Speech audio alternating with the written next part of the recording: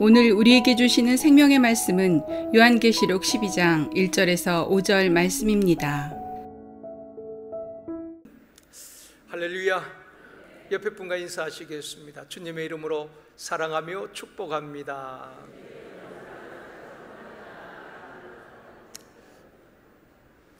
다시 한번요, 이 시간 은혜 받읍시다.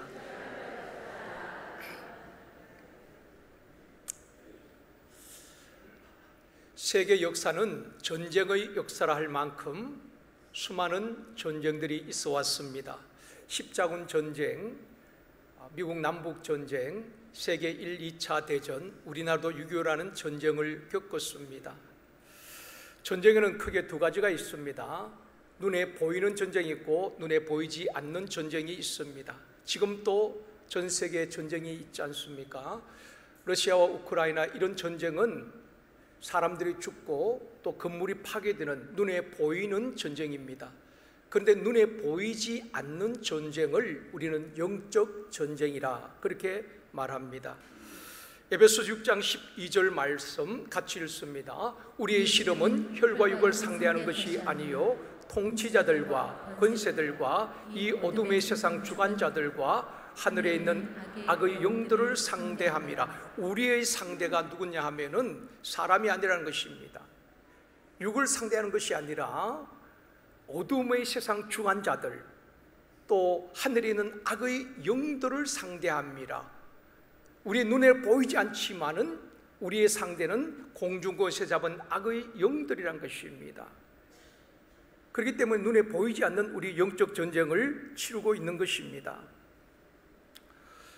우리의 싸움은 눈에 보이지 않지만 우리를 유혹하고 시험하고 넘어뜨리는 마귀와의 싸움이란 것입니다. 창세기에서 요한계시록까지 보면은 마귀는 끊임없이 하나님의 구원 사역을 방해합니다. 교회를 흔들고 무너뜨리려고 하고 또 성도들을 시험하고 넘어지게 하는 것이 사단이 하는 일인 것입니다. 우리가 신앙생활을 잘 하려면 또 시험을 이기고 승리하려면 두 가지를 꼭 알아야 됩니다. 첫 번째는 이 세상을 창조하시고 인간을 창조하신 하나님이 어떤 분인가를 알아야 하고, 또 한 가지는 교회와 성도들을 핍박하고 무너뜨리는 사단, 마귀가 어떤 존재인가를 알아야 하는 것입니다. 종교개혁자 루터는 마귀가 어떻게 역사하는지 알지 못하면은 영적 싸움에서 승리할 수 없다라고 말했고요. 손자병법에도 지피지기 100점 불패라고 했습니다. 나를 알고 적을 알면은 100번 싸워서 승리할 수 있다는 것입니다. 사랑하는 성도 여러분, 마귀와 영적 싸움에서 이기고 승리하는 저와 여러분이 되어지기를 주님의 이름으로 축원합니다. 오늘은 해산의 고통으로 낳은 아들이라 하는 제목으로 말씀을 드리려고 합니다. 오늘 본문이 우리가 이해하기에 쉽지 않는 본문입니다. 그래도 성령님께서 우리 모두에게 깨닫는 은혜 주시기를 원합니다. 오늘 본문은 7 나팔재앙과 7 대접재앙 사이에 삽입된 말씀입니다. 계시록 12장, 13장, 14장은 두 재앙 사이에 삽입된 말씀인 것입니다. 교회에 대해서 말씀을 하고 있습니다. 계시록의 후반기 구조를 좀 설명을 드리면은 오늘 본문을 포함한 12장은 교회와 성도들을 박해하는 붉은 용에 대해서 말씀을 하고 있습니다. 그리고 13장은 역시 교회와 성도들을 박해하는 두 짐승에 대해서 말씀을 하고 있고요. 14장은 박해를 이겨낸 성도들 14만 4천에 대해서 말씀합니다. 그리고 15장은 7 대접재앙을 준비하는 그런 내용이 나오고 16장에서는 7 대접재앙이 임하는 그런 구조로 되어 있습니다. 오늘은 첫 번째로 해를 옷 입은 한 여자입니다. 1절 말씀에 보면은 하늘에 큰 이적이 보이니, 여기서 이적은 우리가 생각하는 그런 기적을 말하는 것은 아닙니다. 눈먼 자가 보게 되어지고 중풍병자가 고침받고 안진뱅이가 일어나는, 죽은 자가 살아나는 그런 기적을 말하는 것이 아니라 여기서 큰 이적은 헬라어로 세메이온이라는 단어를 쓰고 있습니다. 이 세메이온이라는 것은 사인 또는 방향을 가리키는 표지판, 그런 의미거든요. 승용차를 타고 우리가 부산을 가려고 하면은 구간마다 표지판이 있습니다. 표지판을 보면은 이제 경부고속도로 올라가면은 제일 먼저 가까운 판교 표지판이 나올 겁니다. 그리고 가다 보면은 천안, 대전, 대구 지나서 목적지에 다다랐을 때 부산 표지판이 나오게 되는 것입니다. 우리가 표지판을 보면은 부산까지 지금 얼마가 남았구나, 얼마를 더 가면은 목적지에 도달하겠구나, 표지판을 보면 알 수가 있잖아요. 지금 밤모섬에 유배 가서 절망적인 상황에 있는 사도 요한에게 하늘의 표지판을 보여주신 것입니다. 장차 일어날 일들에 대해서 보여주면서 앞으로 이런 일이 일어날 것이다, 이런 재앙이 임하게 될 것이다, 이런 핍박이 있을 것이다, 그것을 지금 보여주고 있는 것입니다. 그러면서 마지막 최종 목적지인 하늘나라를 열어서 우리가 지금까지 보았죠. 하늘에서 정말 아름다운 천상의 예배를 보여주시면서 지금 사도야 너가 유배지에 있지만은 그것이 끝이 아니라는 것입니다. 하늘의 소망을 주고 있는 것입니다. 사도 요한뿐 아니라 그 초대교회에 고난당하는 많은 성도들에게 이 땅이 우리의 종착역이 아니라 죽음 그 이후에 하늘나라를 보여주면서 소망을 갖게 하고 위로하는 말씀이 바로 요한계시록이라는 것입니다.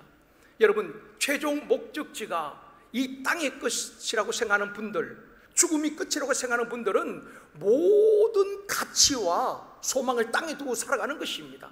그래서 남들보다 더 많이 얻고 누리려고 하는 것입니다.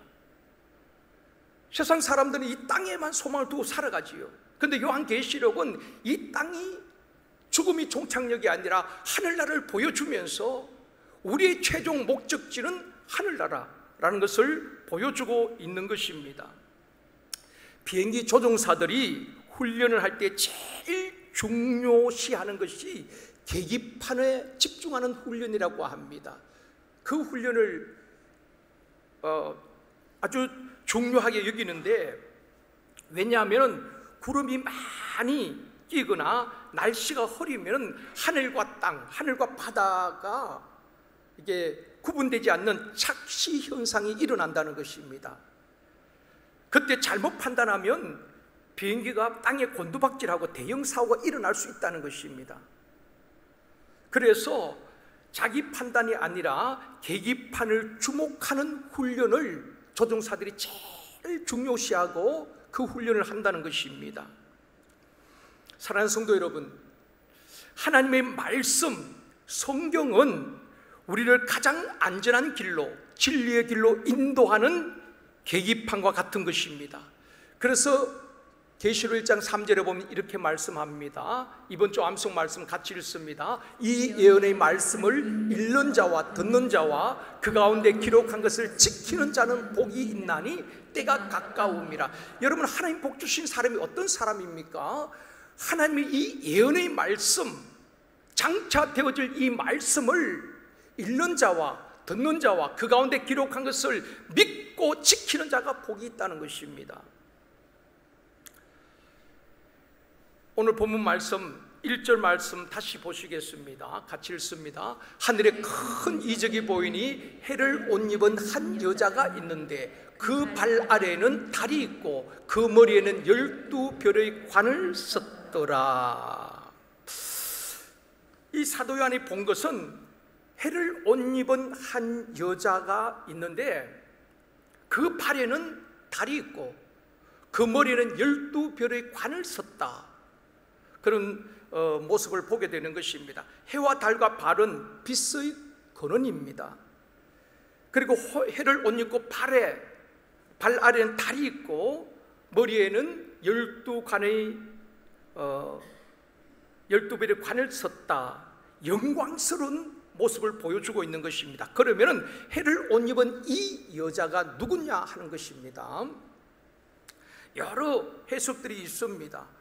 어떤 사람은 이렇게 해석합니다. 바로 해를 옷 입은 여인은 마리아로 해석하기도 합니다. 왜냐하면은 예수 그리스도를 잉태하여 배 아파 낳았다고 해서 마리아로 해석하기도 합니다. 로마 가톨릭에서는 마리아를 하늘의 여왕으로 높이기도 하는 것입니다. 그러나 이것은 비성경적인 해석입니다. 성경적인 해석은 이 한 여자가 누구냐 하는 것은, 가장 보편적인 해석은 하나님이 택하신 이스라엘 백성, 조금 더 말하면 교회를 의미하는 것입니다. 2절 말씀 다시 한번 보시겠습니다. 이 여자가 아이를 베어 해산하게 되매 아파서 애를 쓰며 부르짖더라. 이 여자가 아이를 잉태하게 되는 것입니다. 근데 해산을 아직 하지 못한 상태에서 막 배가 아파서 애를 쓰고 부르짖는 그 모습을 지금 사도 요한이 보게 되는 것입니다. 한 여자는 바로 이스라엘 백성, 교회를 상징한다면은 그 여자가 아이를 잉태했는데 이 아기가 누구냐는 것입니다. 성경을 자세히 보면 이 아기는 바로 예수 그리스도 메시아를 상징하는 것입니다. 구약의 선지자를 통해서 이스라엘 백성들이 주신 소망이 무엇입니까? 그들이 압제당할 때마다 하나님께서 그들에게 주신 소망이 무엇인가 하면 메시아입니다. 구원자를 보내줄 것이다. 그래서 이 이스라엘 백성들의 소망은 모세와 같은 위대한 지도자, 다윗과 같은 위대한 왕이 올 것을 늘 고대하고 있었습니다. 그래서 구약 시대 사람들은 그들에게 품었던 것은 바로 메시아 오기를 고대했다는 것입니다. 그것은 오늘 본문에서 바로 그 한 여자, 이스라엘 백성들이 잉태한 예수 그리스도 메시아로 그렇게 지금 오늘 성경에서 말씀을 해주고 있는 것입니다. 이스라엘 백성들은 바로 예수 그리스도를 잉태했고 예수 그리스도가 이 땅에 오심으로 신약 교회가 탄생하게 된 것입니다. 여러분, 교회가 무엇입니까? 교회는 헬라어로 에클레시아라는 단어를 쓰고 있는데요, 이 에클레시아라는 단어는 불러내다 그런 의미지요. 세상 가운데서 불러낸 사람들, 또 하나님의 백성으로 부름받은 성도들을 에클레시아라고 말하는 것입니다. 교회란 것입니다. 교회는 건물이 아니라 부름받은 성도들, 신앙 공동체를 말하는 것입니다. 그런 의미에서 우리가 바로 교회라는 것입니다. 우리는 십자가 있고 건물이 교회라고 생각하지만 그게 아닙니다. 교회는 정말 구원받은 하나님의 백성들, 그들이 모인 곳이 바로 교회인 것입니다. 십자가 없어도 상관없어요. 아주 초라한 건물일지라도 그것이 교회란 것입니다. 사도행전의 저자는 누가잖아요. 누가는 의사입니다. 그런데 우리는 신약의 교회만 생각합니다. 이 누가는 아주 의사이기 때문에 세밀한 부분이 있습니다. 구약의 그 이스라엘 백성들, 부름받은 그들을 이 누가는 교회라고 성경에 기록을 하고 있거든요. 누가복음 7장 38절 말씀 같이 읽습니다. 시내산에서 말라던 그 천사와 우리 조상들과 함께 광야교회에 있었고 또 살아있는 말씀을 받아 우리에게 주던 자가 이 사람이라. 그 누가는 이 광야교회라고 에클레시아라는 단어를 쓰고 있거든요. 바로 하나님의 부름받은 이스라엘 백성들이 바로 교회다, 에클레시아라고 누가는 성경에 기록하고 있는 것입니다. 그래서 이 교회가 왜 소중합니까? 요한계시록 2장 1절에 보면은 말씀합니다. 같이 읽습니다. 오른손에 있는 7뼈를 붙잡고 7 금촛대 사이를 거니시는 이가 이르시되, 7뼈는 7교의 사자를 말하고 7 금촛대는 7 교회를 말한다고 말씀을 드렸습니다. 바로 7 금촛대, 7 교회 사이를 거니시는 주님이라고 말씀하고 있거든요. 하늘과 땅의 권세를 가지신 예수님이 교회 사이를 거느리고 계신다는 것입니다. 우리가 눈으로 보이지 않지만은 성령님 우리 가운데 임재하여 계시는 줄 믿습니다. 그 성령님이 우리의 찬양을 받으시고 우리의 예배를 받으시는 것입니다. 영으로 예배 드린다는 것은 성령이 지금 우리 눈에 보이지 않지만 우리 가운데서 우리의 찬양과 우리의 기도와 우리의 예배를 받으심을 믿고 그분께 올려드리는 것입니다. 그냥 아무 의미 없이 찬양하는 것이 아닙니다. 지금 우리 가운데 계시는, 교회 안에 거느시고 계시는 그 주님께 우리가 예배를 드리는 것입니다. 예배는 사람 앞에 보여지는 것 아닙니다. 우리 예루살렘 찬양대에서 우리 성도들에게 찬양하는 게 아닙니다. 그 찬양을 하나님께 올려드리는 것입니다. 그런 마음으로 우리가 찬양을 올려드려야 되는 것입니다. 기도를 올려드려야 되는 것입니다. 그 주님은 교회 사이를 거느리고 계시는 것입니다. 여러분, 교회에 오셔가지고 눈에 보이는 목사나 성도들을 보면은 여러분 실망합니다. 또 상처받기가 쉬워요. 우리 사람 때문에 상처받잖아요. 그때 교회에 오셔가 무엇을 봐야 되는가? 물론 눈에 보이는 것은 사람이지만은 우리가 기억해야 될 것은 교회에 와서 예배를 드리든 기도하든 교회 사이에 거니시는 주님을 볼 수 있는 성령의 임재를 경험할 수 있는 영적 눈이 열려지길 주님의 이름으로 축원합니다. 교회는 사람을 만나는 것이 아니라 주님을 만나고 우리 교회 안에 거니시는 그 주님을 찬양하고 그 주님의 임재를 경험하는 것이 바로 이 예배인 것입니다. 그래서 해를 옷 입은 여자는 바로 이스라엘 신앙 공동체, 이스라엘 백성들, 이것을 구약 교회라고 말하는 것입니다. 그리고 여인이 잉태한 아이는 바로 메시아 예수 그리스도. 구약 시대 성도들이 압절당할 때마다 그렇게 소망하고 메시아를 기다렸던 그들이 오늘 본문에서는 바로 그 아이를 잉태한 여인으로 이스라엘 백성들을 묘사하고 있는 것입니다. 두 번째로 아이를 삼키려는 붉은 용이 또 등장합니다. 2절에 보면 여자가 해산하려고 하는데 배가 아프고 진통이 오는데 해산을 못한 것입니다. 그래서 막 부르짖고 고통 중에 부르짖고 있는 것입니다. 우리 여성분들 그 잉태할 때 얼마나 그 고통이 심합니까?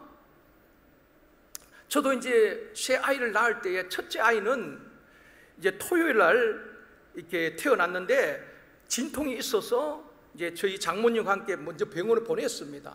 그리고 이제 잉태할 쯤에 제가 가겠다고 뭐 진통 시간이 하루가 걸리기도 하고 뭐 4시간, 5시간 걸리기도 하잖아요. 그래서 먼저 보냈습니다.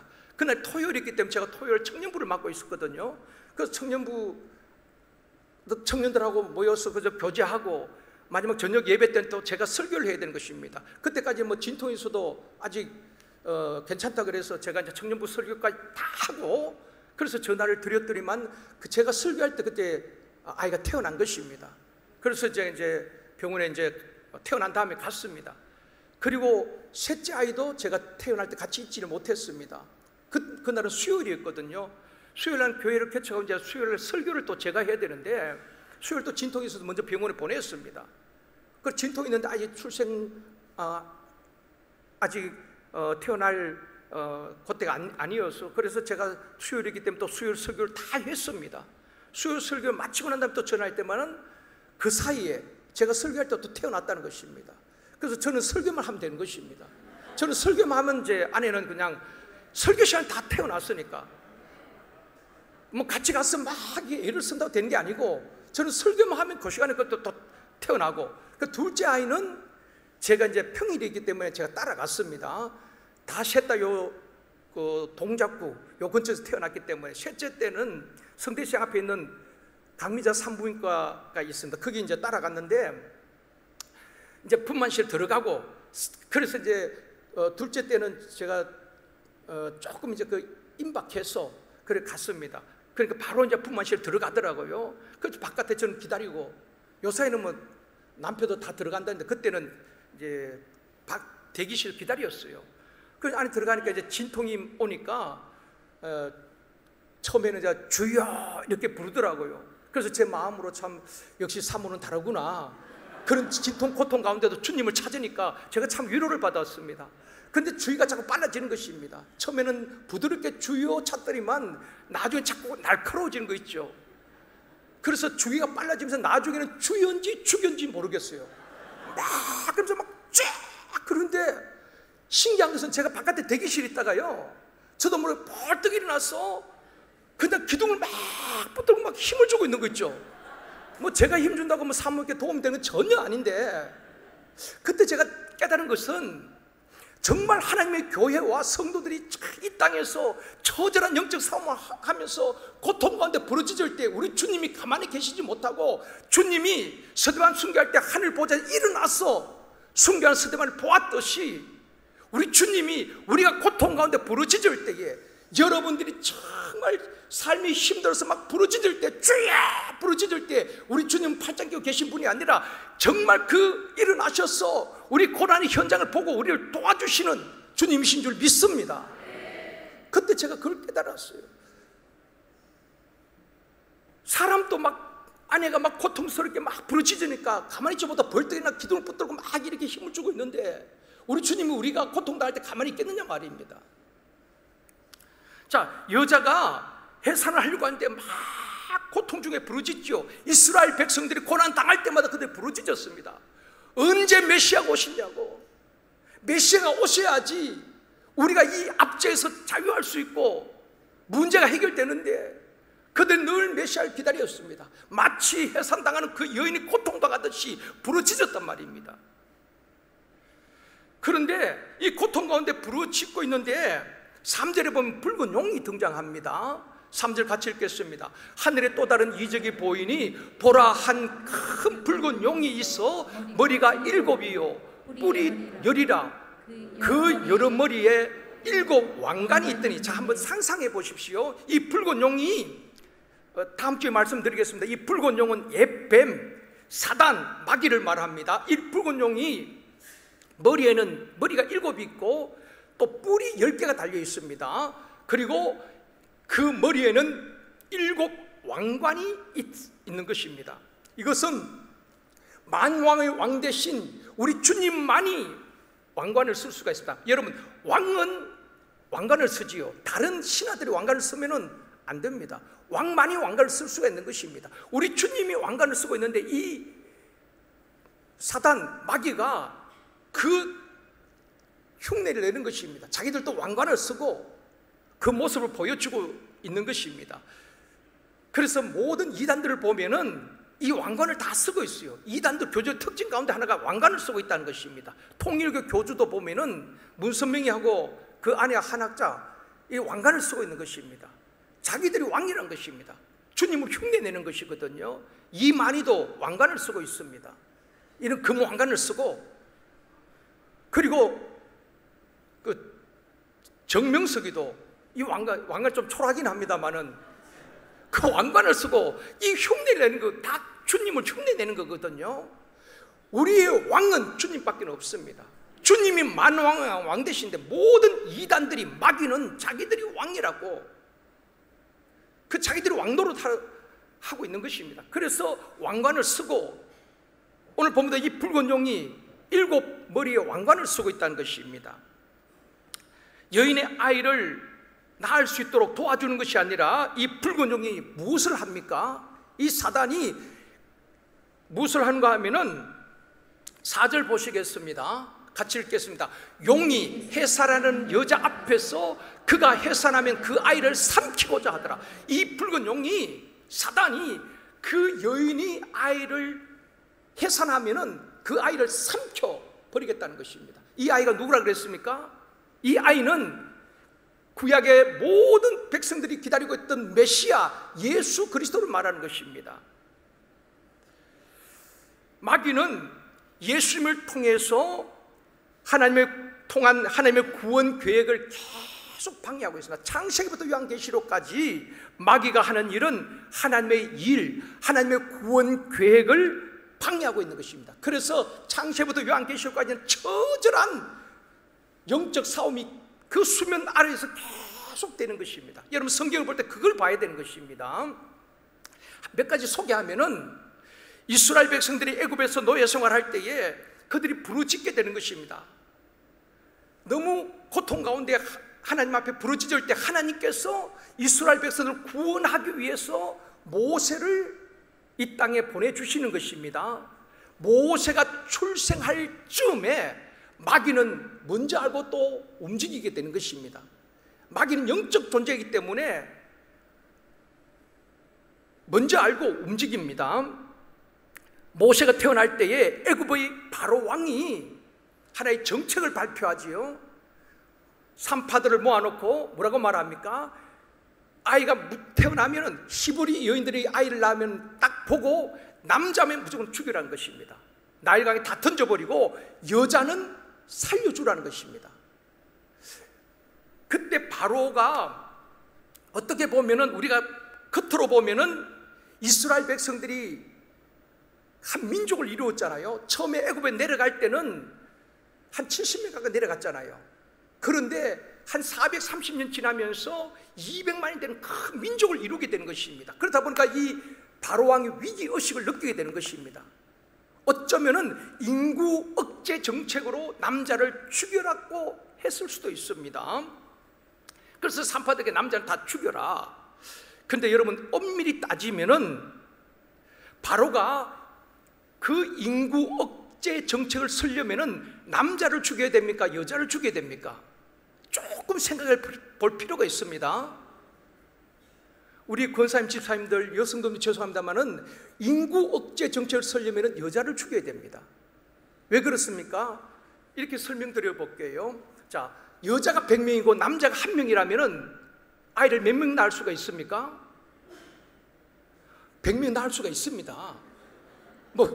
어쨌든 여자가 그 100명이라면 100명 낳을 수가 있어요. 그런데 반대로 남자가 100명이고 여자가 1명이라면 몇 명 낳을 수가 있어요? 예? 1명? 1명 낳을 수 있겠지만 1명도 못 낳을 수가 있습니다. 남자끼리 싸워가지고 1명도 못 낳을 수가 있어요. 만약에 바로가 인구 억제 정책을 쓴다면은 여자아이들 다 죽여야 되는 것입니다. 남자아이는 살려서 노동에 쓰고 그 여자아이들 다 죽이라 그렇게 명령을 해야 되는 것입니다. 그런데 이 바로는 사내아이를 다 죽이라고 말합니다.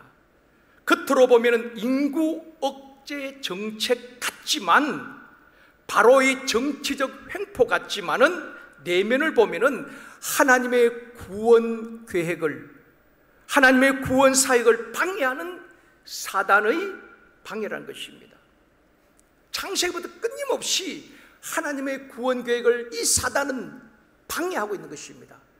그래서 그 수면에 드러나지 않지만 그 아래는 사단과 치열한 영적 싸움이 계속 성경 속으로 흐르고 있다는 것을 알 수가 있는 것입니다. 하나님께서 구약의 선지자를 통해서 약속하신 그리고 예언하신 메시아 예수 그리스도가 탄생할 때도 마귀가 먼저 움직이지요. 마귀는 헤롯의 마음을 움직여서 어떤 명령을 내리게 됩니까? 2살 아래 사내아이는 예루살렘 중심으로 그 근처에 있는 모든 사내아이는 다 죽이게 합니다. 다 죽이라는 것입니다. 그냥 보면은 헤롯이 동방의 박사들에게 속아서 그 분풀이로 그 사내아이를 2살 미만 사내를 다 죽이라는 것 같지만은 실제적으로 하나님의 위대한 구원 계획, 예수 그리스도의 탄생을 방해하는 사단과의 처절한 싸움이란 것입니다. 사단은 번번이 패하면서도 끝까지 하나님의 일을 방해하고 있다는 것입니다. 지금도 마찬가지입니다.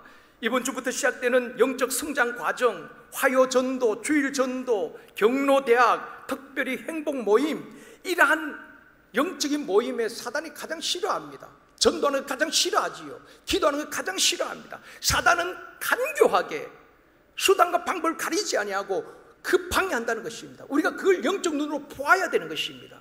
영적 눈으로 보지 못하면은 우리가 때로는 사람에 미워하고 올무에 걸리기 쉬운 것입니다. 그 배후 약한 영들이 역사한다는 것입니다. 그래서 우리의 싸움은 어둠의 세상 주관자들과 악의 영들이라고 말하고 있거든요. 영적 눈을 열어 그걸 보지 못하면은 지금 눈앞에 보이는 가족들, 나를 힘들게 하는 그 누군가를 미워하고 사람을 미워하다가 함정에 빠지게 되는 것입니다. 그때 우리가 사역을 할 때에 우리가 늘 하나님 앞에 깨어 기도하면서 우리가 영적으로 눈을 열어 보면서 우리가 사역을 잘 감당해야 하는 것입니다. 또 그런 마귀의 방에 있다고 또 우리가 두려워할 필요가 없습니다. 주님은 마귀를 멸하시고 승리하심 같이 우리도 반드시 승리하게 될 줄 믿습니다. 마지막 세 번째로 해산의 고통으로 낳은 아들입니다. 헤롯이 유아들을 학살하며 메시아의 탄생을 막으려고 합니다. 욥이 그 용이, 붉은 용이 여자가 해산하면은 삼키려고 입을 벌리고 있어요. 그런데 하나님은 아무리 사단이 방해하지만 하나님의 계획대로 모든 구원 사역을 이루어 가시는 것입니다. 5절 말씀 보시겠습니다. 같이요. 여자가 아들을 낳으니 이는 장차 철장으로 만국을 다스릴 남자라. 그 아이를 하나님 앞과 그 보좌 앞으로 올라가더라. 자, 여기서 우리는 그 아이는 바로 예수 그리스도라는 것을 우리가 알 수가 있습니다. 자, 그 여자가 아이를 이제 낳았습니다. 근데 그 아이는 어떻습니까? 장차 철장으로 만국을 다스릴 분은 오직 예수 그리스도인 것입니다. 마지막 종말의 모든 것을 심판하시고 모든 세상 나라를 다스릴 분은 예수 그리스도라고 우리 이미 계시를 통해서 우리가 들었습니다. 그 만국을 다스릴 그분은 바로 그 아이는 이 땅에서 십자가에 죽으시고 다시 부활하시고 지금 어디에 계십니까? 하나님 앞에, 보좌 앞에 올라갔다고 말하고 있습니다. 바로 예수 그리스도를 의미하고 있는 것입니다. 시편 2편 7절 9절에 보면은 좀 더 구체적으로 예언되어 있는 말씀이 있습니다. 같이 읽습니다. 여호와께서 내게 이르시되 너는 내 아들이라. 오늘 내가 너를 낳았도다. 내가 철장으로 그들을 깨뜨리며 질그릇같이 부수리라 하시도다. 우리 주님은 만국을 다스릴 권세자인 것입니다. 그래서 우리 주님이 장차 철장으로 그들을 깨뜨리시며 질그릇같이 다 부수리로다. 무슨 말입니까? 예수님은 마귀를 멸하시고 죄악의 권세와 대적들을 다 깨뜨리시고 승리하신다는 것입니다.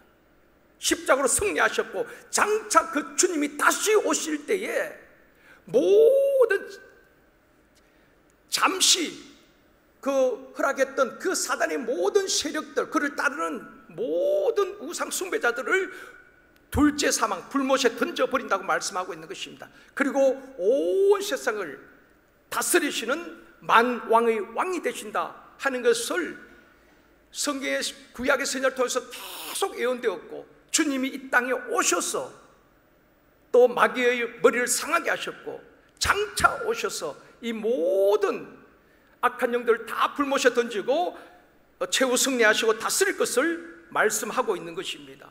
오늘 본문의 핵심은 하나님의 구원 계획과 예수님이 이 땅에 오심을 사단은 방해하지만 예수님은 마귀를 멸하시고 십자가로 승리하셨다는 것입니다.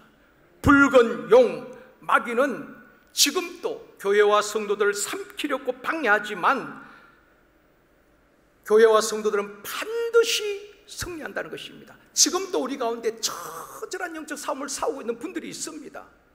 어떤 분들은 질병과 처절하게, 또 어떤 분들은 경제적인 어려움으로 인해서 하루하루를 근근히 버텨내는 분들도 있습니다.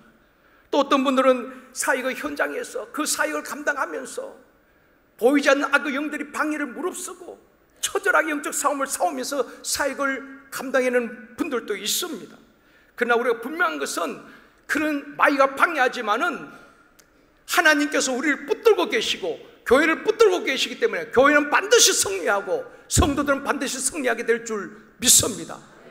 그래서 우리가 양육반에서 제일 먼저 가르치는 것이 무엇입니까? 확신인 것입니다. 우리가 그 확신이 있어야 되는 것입니다. 구원의 확신, 죄사함의 확신, 기도응답의 확신, 하나님의 인도하심의 확신, 승리에 대한 확신이 있어야 되는 것입니다. 이 확신이 없으면은 이 처절한 영적 싸움에서 자꾸 무너지는 것입니다. 마귀는 참수하거든요. 마귀는 끊임없이 우리에게 속삭이고 있습니다. 너기도 하나님 듣지 않아. 정말 하나님이 살아 계시는 것 같아. 계속해서 우리를 흔든단 말입니다. 그렇기 때문에 예수 그리스도로 말면 내가 구원받았음을 확신하고, 우리는 반드시 승리할 것을 확신하고, 내가 기도할 때 하나님이 응답해 주실 것을 확신하고, 지금 내가 처절하게 질병과 싸우고 있을지라도, 경제적인 압박 속에 처절하게 하루하루 버티고 있을지라도 반드시 나는 승리한다는 그 확신을 가지고 오늘을 이겨내야 되는 것입니다. 우리 주님은 그래서 계속해서 우리에게 힘을 주고 용기를 주고 교회 사회를 거닐면서 우리에게 말씀하시는 것입니다. 두려워하지 말라, 놀라지 말라, 내가 너와 함께 하고 있다. 눈이 열려서 그걸 볼 수 있고 귀가 열려서 들을 수 있어야 되는 것입니다. 그것이 안 들려지면은 우리가 계속 무너지고 넘어지는 것입니다. 사랑하는 성도 여러분, 주님은 지금도 교회를 붙들고 계시고 지키고 보호하시는 줄 믿습니다. 마귀가 아무리 흔들려고 하지만은 교회는 승리하는 것입니다. 말씀을 맺겠습니다. 사랑하는 성도 여러분, 믿음의 선진들처럼 선한 싸움 싸우고 달려갈 길을 마치고 끝까지 믿음을 지키며, 이 땅이 우리 최종 목적지가 아니라 지금 계시를 통해서 보여주는 이 땅에 우리가 핍박을 당하고 고난을 당하지만은 그 이후에 우리 주님이 예비하신 하늘의 영광을 바라보고 그날에 우리에게 주실 상을 바라보고 믿음의 경주를 잘하고 최후 승리 얻는 저와 여러분이 되어주기를 주님의 이름으로 축원합니다.